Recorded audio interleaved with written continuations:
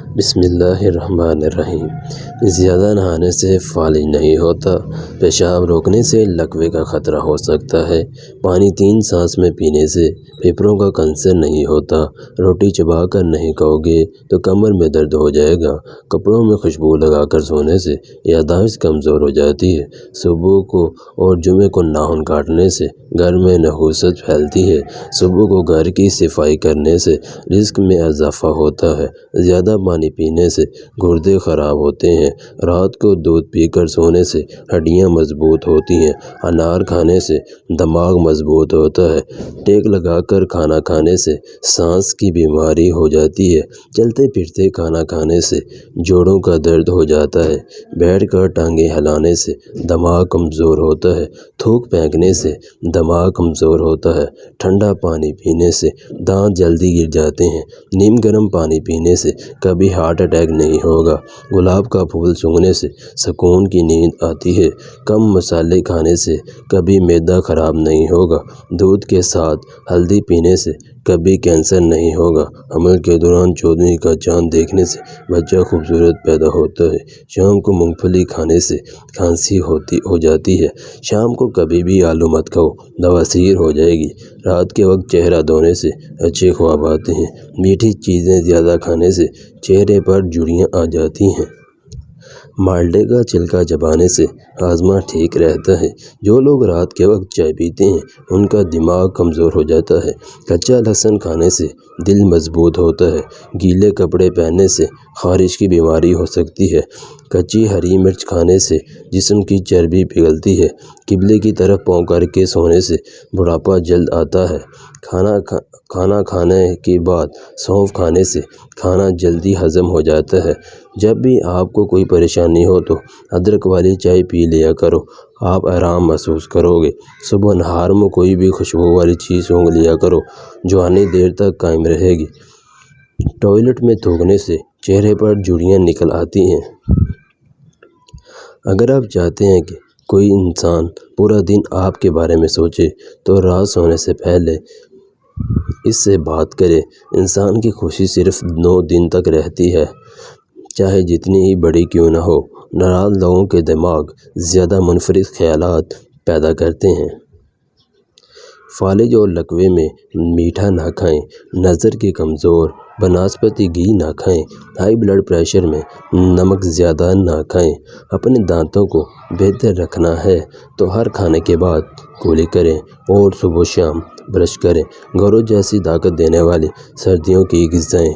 Number 1، دیسی مرغ کی یخنی اور مرغی کا سوپ پینا۔ ابلے ہوئے شتر مرغ کے انڈے کھانا۔ ابلے ہوئے چنے دال والے چاول کھانا۔ گرم دودھ میں کچا انڈا ڈال کے کھانا۔ بکری کے دودھ کے ساتھ شہد کا کھانا۔ چھوٹا گوشت کھانا۔ تلی ہوئی مچھلی کھانا۔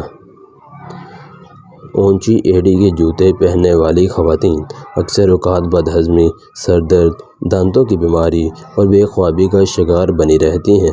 گھٹنوں کے بل زیادہ دیر تک بیٹھنے یا کام کرنے سے گھٹنے ناکارہ ہو جاتے ہیں۔ نیم گرم دودھ کے بعد پانی پینے سے کھانسی لگ جاتی ہے۔ اگر بیوی غصے میں ہو تو اس کو چنبیلی کا پھول سنگھاؤ۔ بیوی ناراض ہو تو رات کو نمکین چیز کھلاؤ۔ بعض مرد اور خواتین کی آنکھوں سے پانی بہتا رہتا ہے اور وہ مختلف قسم کے سرمے استعمال کرتے ہیں لیکن فائدہ نہیں ہوتا۔ اس لیے 21 بادام کی گریاں روزانہ رات کو پانی میں بھگو دیں اور چھیل کر نہار میں کھا لیں۔ کیا آپ جانتے ہیں دبئی کے شہر کو سونے کی کان میں کہا جاتا ہے کیونکہ دبئی میں 10 سے زیادہ ایسی دکانیں ہیں جہاں پر سونا 10 ٹن سے بھی زیادہ پڑا رہتا ہے۔ حمل کا بار بار گرنا۔ جامن کی گٹھلی کا سفوف بنا لیں۔ 1 ماہ روزانہ 1 چمچ رات کو دودھ سے لیں۔ 1 چمچ سابودانہ گرم دودھ میں ڈال کر ڈھانپنے دیں۔ 15 منٹ بعد چمچ سے ہلا کر پی لیں۔ کسی قسم کا بخار قریب نہیں آئے گا۔ رومن عورتیں اپنی چہروں پر پھٹکری کی مالش کیا کرتی تھیں۔ پھٹکری کے استعمال سے چہرے پر نمودار ہونے والی لکیریں اور چھوٹی چھوٹی جھریوں کا خاتمہ ہوتا ہے اور چہرے کا رنگ صاف ہو جاتا ہے۔ زیادہ چائے پینے سے بینائی کمزور ہو جاتی ہے۔ کیا آپ جانتے ہیں فنگر پرنٹ کی طرح ہر ایک انسان کی زبان کا پرنٹ بھی سب سے مختلف ہوتا ہے۔ ککر کے پھول سے جلی ہوئی جگہ کو ٹھیک کیا جا سکتا ہے۔ نقلی نرگس کے پھول کو سونگھنے سے سونگھنے کی قوت بڑھتی ہے۔ حیض کے دوران جو عورتیں کپڑے دھوتی ہیں ان میں حیض کے درد کا مسئلہ زیادہ ہو سکتا ہے۔ جو عورتیں پاؤں کے بل بیٹھ کر کھانا کھاتی ہیں وہ جلدی بوڑھی ہو جاتی ہیں۔ جس گھر میں عورتیں نیلے رنگ کے کپڑے پہنتی ہیں، نیلا رنگ ہمیشہ اچھائی کی علامت ہوتا ہے۔ جو بچے جلدی بولنا شروع کر دیتے ہیں وہ ذہین ہوتے ہیں۔ سورج مکھی کا پھول سونگھنے سے ذہنی سکون ملتا ہے۔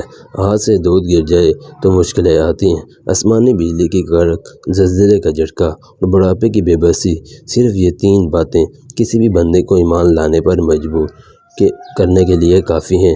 پیاز کی خوشبو سونگھنے سے دل کی بیماریاں کم ہو جاتی ہیں۔ چلنے سے قبل کھجور کھا لیا کرو، بیمار نہیں ہوگے۔ کن حالتوں میں نماز توڑنا جائز ہے؟ کوئی ڈوب رہا ہو تو اس کو بچانے کے لیے نماز توڑ دینا جائز ہے۔ کسی کا آگ میں جل جانے کا اندیشہ ہو تو نماز توڑ دینا جائز ہے۔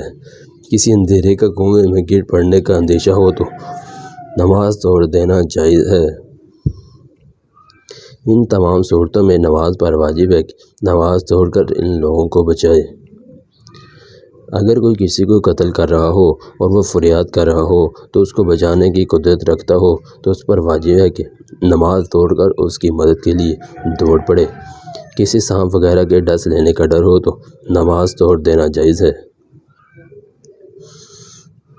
اپنے یا کسی پیسوں کی چوری یا نقصانات کا ڈر ہو تو نماز توڑ دینا جائز ہے۔ دودھ ابل جائے یا گوشت ترکاری کی جل جانے کا ڈر ہو، اس صورتوں میں نماز توڑ دینا جائز ہے۔ نماز پڑھ رہے ہو، ریل گاڑی چھوٹ گئی ہو، سامان ریل گاڑی میں ہے یا ریل گاڑی چھوٹ جانے سے نقصان ہو جائے تو ریل گاڑی پر سوار ہو جانا جائز ہے۔ نماز کے دوران اگر کوئی نمازی سے چوری کر رہا ہو یا موبائل یا پیسے چوری کر رہا ہو تو اسی صورت میں نماز توڑنا جائز ہے۔ نفلی نماز میں ہو، ماں باپ پکاریں اور ان کو اس کی نماز کے بارے میں معلوم نہ ہو تو نماز توڑ دی جائے اور جواب دیں، اس بعد میں اس کی نماز کی قضا پڑھی جائے۔ ناظرین، یہ تھی ہماری آج کی ویڈیو۔ اگر پسند آئی ہو تو اسے لائک اور شیئر کرنا نہ بھولیے گا۔